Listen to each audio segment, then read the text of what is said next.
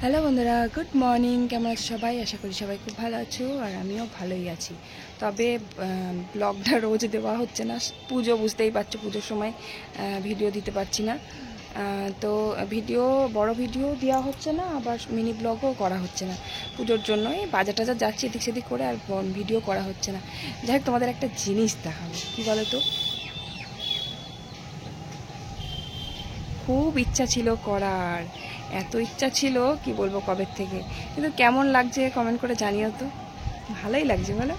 আমার বহু দিনের ইচ্ছা ছিল নেল এক্সটেনশন করাবো, তো ফাইনালি করিয়ে ফেলেছি। এই যে দেখো কেমন লাগছে, অনেক কষ্টে করিয়েছি। কালকে কত সময় লাগে করতে, বাপরে বাপ। দু হাতে করবো ভেবেছিলাম, কিন্তু দু হাতে করিনি, এক হাতেই করেছি। কারণ আমার কাজ টাজ করতে খুব অসুবিধা হবে দু হাতে করলে, ডান হাতে করলে আমার খুব অসুবিধা হবে। যেহেতু আমি কালি টালি মাজি, জামা কাপড় কাচি, খুব অসুবিধা হবে, আমার কাজ বেশি, তো তার জন্য আমি এক হাতে করেছি। খুব ইচ্ছা ছিল করার।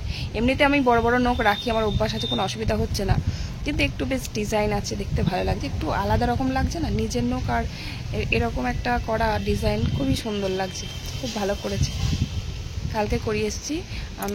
কালকে আমি 4টের সময় গেছি, বাড়ি এসেছি 6টা, মানে অনেক সময় লেগেছে। তারপরে ভাবতে, কালার ডিজাইন পছন্দ করতে করতেই সময় লেগে গেছে। যাই হোক, কেমন লাগছে কমেন্ট করে অবশ্যই জানিও। আমার তো খুব ভালো লাগছে। তো পুজোর কটা দিন থাকবে, বেশি দিন থাকবে না। নখ যখন বাড়তে থাকবে তখন এটা উঠে যাবে। জানি না কদিন থাকবে, আমি যতদিন টেকাতে পারবো ততদিন থাকবে। যাই হোক, দেখি কতদিন থাকে। ফার্স্ট টাইম করলাম, কোনোদিনও করিনি। আর আমার কাজ সব হয়ে গেছে, ছেলে উঠে পড়েছে মনে হচ্ছে। গুবলু, এ গুবলু, উঠে পড়েছিস? এই দামি, কই তুই? এই দামি, আসো। হ্যাঁ, আসো আসো, উঠে পড়েছে। হ্যাঁ, আমি ভালো। বাবা, কালকে বাজার থেকে একটা বন্দুক কিনে এনেছি, তাই বলছি তুমি তো ভালো। আসো আসো আসো আসো আসো। পড়ে যায় না, আস্তে আস্তে। হাত ধরো, হাত ধরো, হাত ধরো, মায়ের হাত ধরো, মায়ের হাত ধরো। তবে কালকে একটা ভালো স্পেশাল দিন ছিল, সেটা হলো আমার গুবলু সোনার জন্মদিন ছিল। কিন্তু 5 বছর না হলে আমাদের তো বাচ্চাদের কোনো কিছু করতে নেই, জন্মদিনে না কেক কাটতে হয়, না মানে পায়েস টায়েস করতে হয়, তাই জন্য কিছু করিনি। কালকে ওর পিসি বাজার থেকে একটা ছোট্ট মতন কেক এনেছিল। ওর শখ ছিল যে কেক কাটবো, খাবো।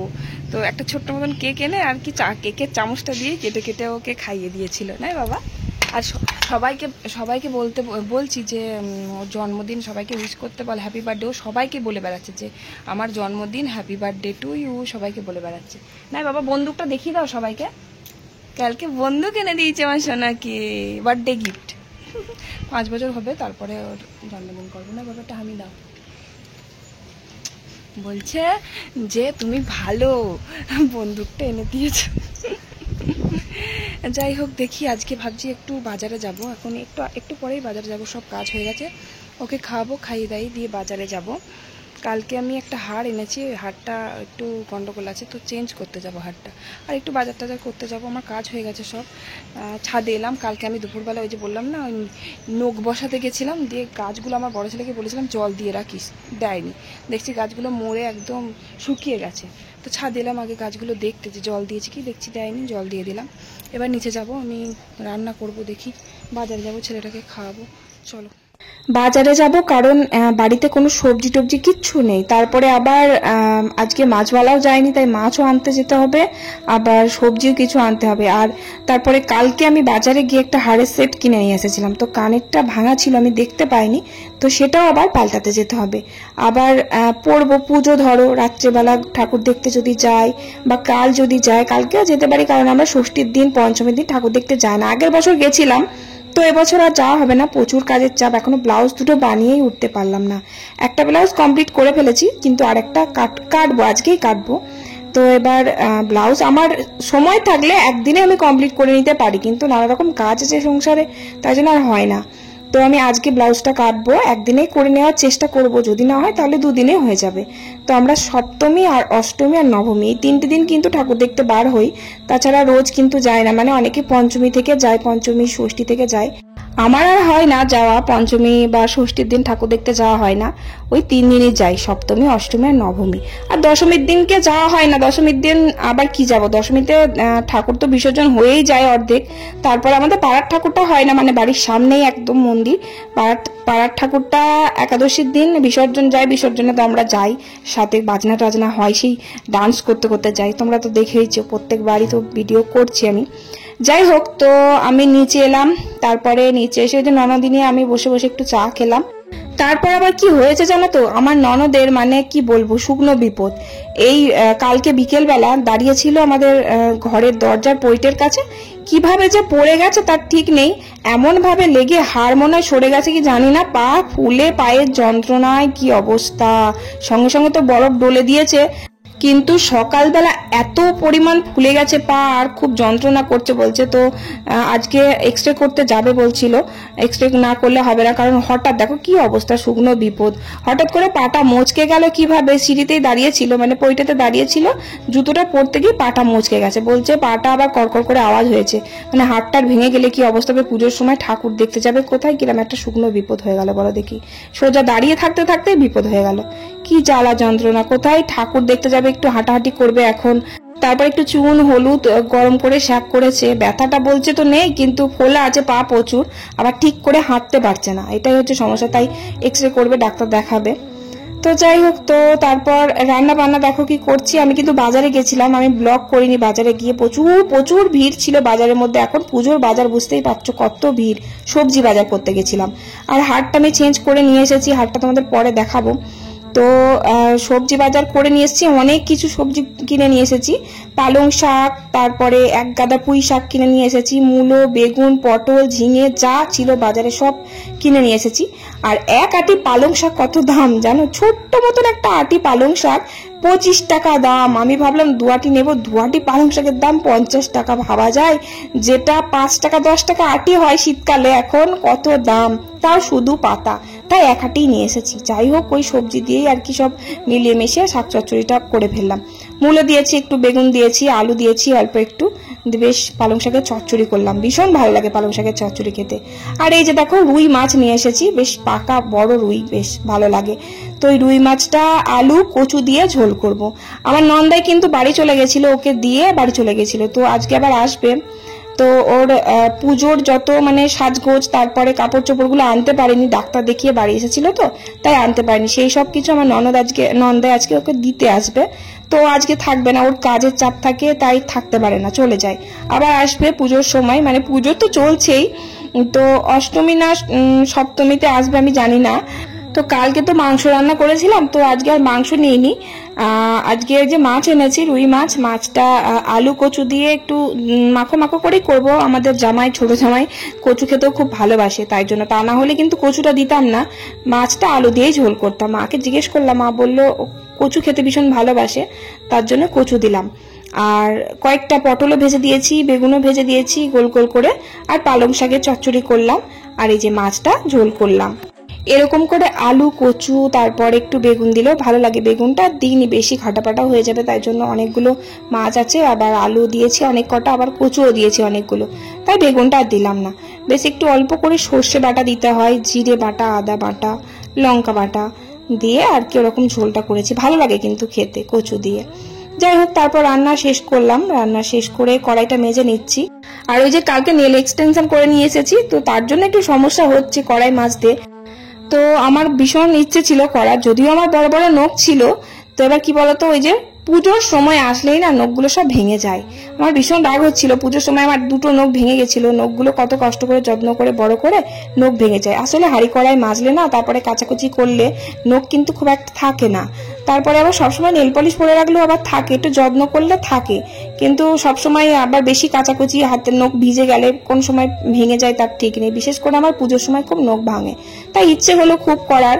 তো তার জন্য কালকে গিয়েছিলাম। 3 ঘন্টা সময় লেগেছে। 2 হাতে বলছিল 2 হাতে 3 ঘন্টা লাগবে, আমি তো 1 হাতে করলাম, 1 হাতেই 3 ঘন্টা লেগে গেল। আবার গুবলু সোনার দিকে কান্নাকাটি করছিল, ফোন করেই যাচ্ছে, হয়েছে। তো তাড়াতাড়ি করে সে 1 হাতেই করেছে। আমি আর কি ভাগ্যিস মানে ডান হাতে করিনি। ডান হাতে করলে যে আমার কি বিপদে পড়তাম তার ঠিক নেই। মানে রান্না করতে গিয়ে পুরো হাতটাই আমার মানে যাচ্ছে তাই অবস্থা হয়ে যেত, বেকার টাকাটা যেত আমার। তো তার জন্য ভেবে চিন্তে কাজ করেছি, ডান হাতে করিনি, বাঁ হাতেই করেছি।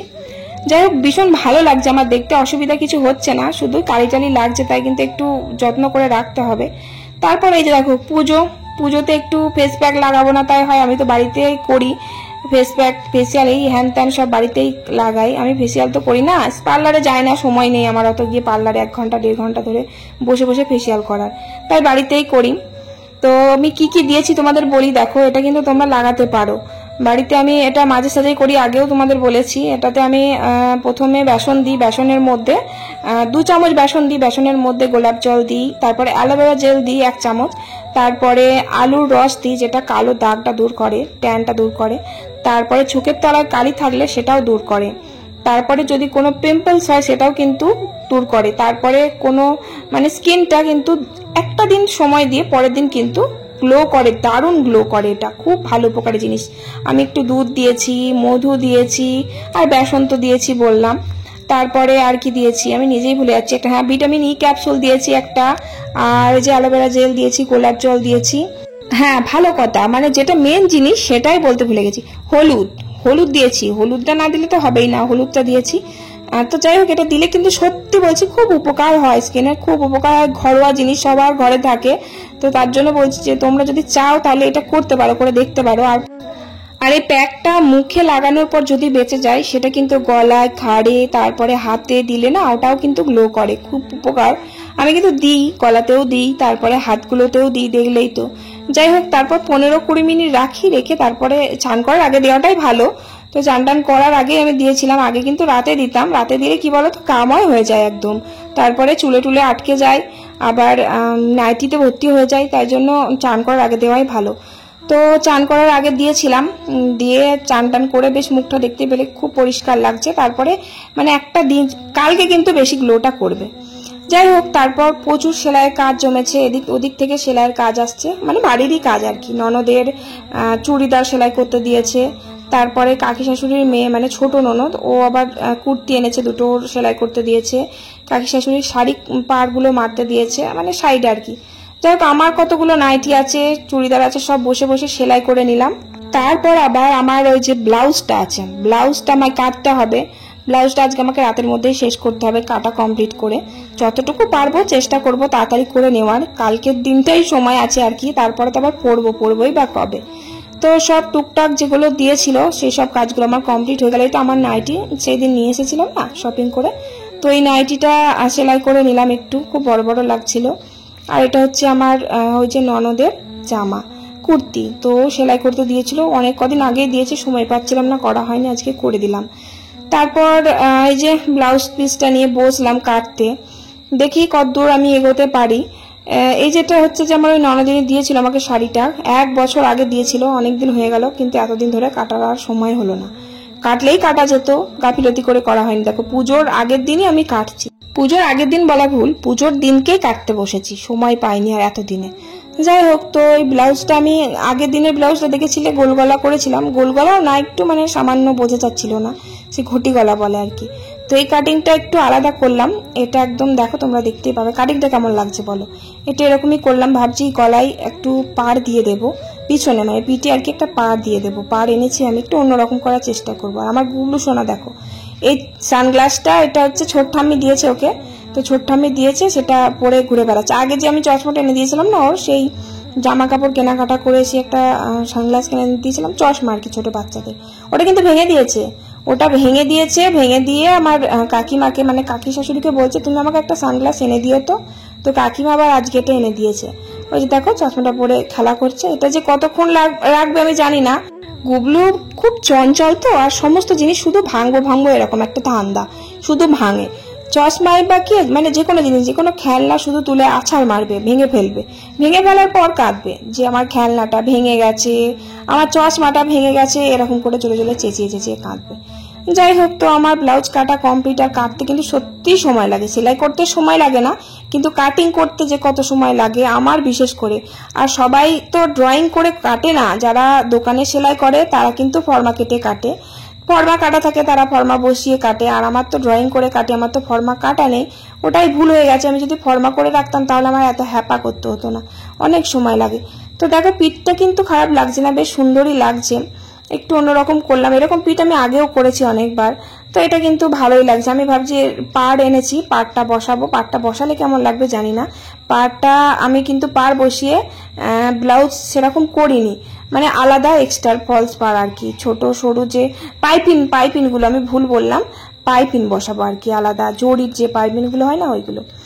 তো আমি অর্ধেক কাজ কমপ্লিট করে রাখলাম। এখন ভাত খাচ্ছি, কটা বাজে জানো, 11:15 সময় ভাত খেতে বসলাম। অনেক রাত হয়ে গেছে, খুব ক্লান্ত লাগছে, শরীর এত খাটাখাটনি হয়ে গেছে, আজকে দুপুরবেলা একটু ঘুমানোর সময় পাইনি।